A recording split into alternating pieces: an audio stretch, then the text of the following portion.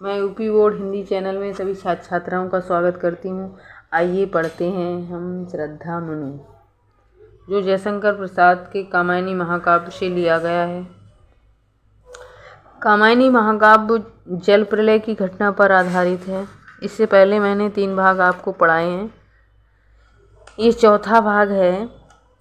तो कामायनी में जल प्रलय के प्रवाह को मनु अकेला एकांत में बैठा हुआ देख रहा है।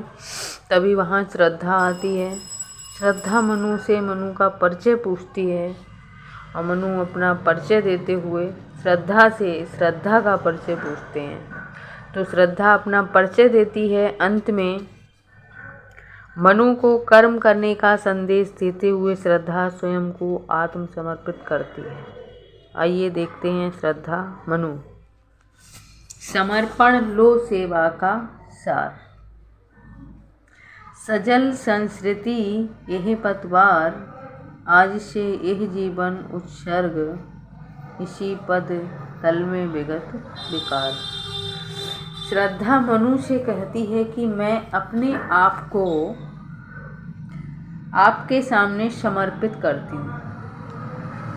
श्रद्धा मानवता को सफल बनाने और समृद्ध बनाने के लिए मनु के सामने अपने को समर्पित करती है और कहती है कि मेरा जो आत्मसमर्पण है उसे स्वीकार करो।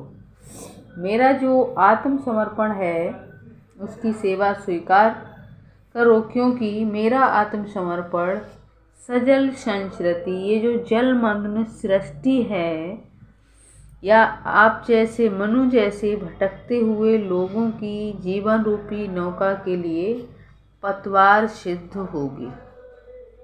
आज से ये जीवन उत्सर्ग।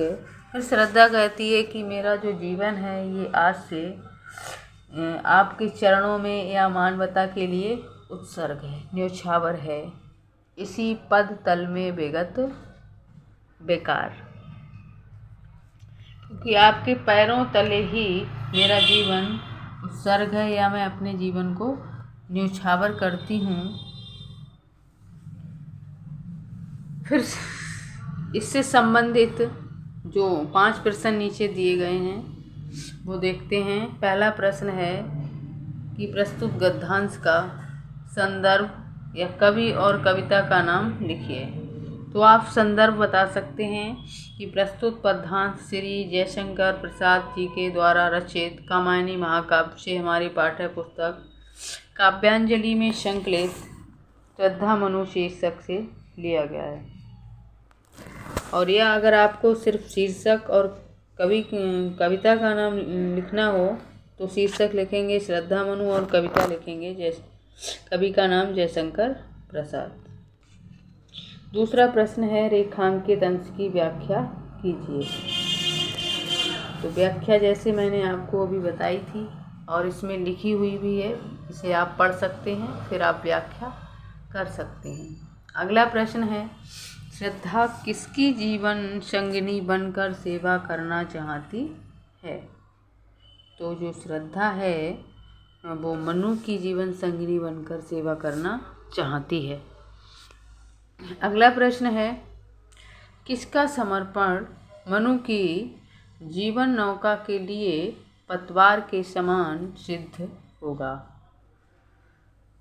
तो श्रद्धा का समर्पण मनु की जीवन रूपी नौका के लिए पतवार के समान सिद्ध होगा।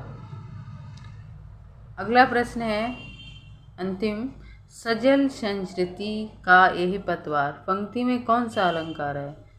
तो यहाँ भी सा आया है और यहाँ सा की आवृत्ति हुई है, इसलिए यहाँ पर अनुप्रास अलंकार है। तो ये था हमारा श्रद्धा मनु का चौथा भाग। और आगे पढ़ने के लिए मिलते हैं अगली वीडियो में। तब तक के लिए नमस्कार, धन्यवाद।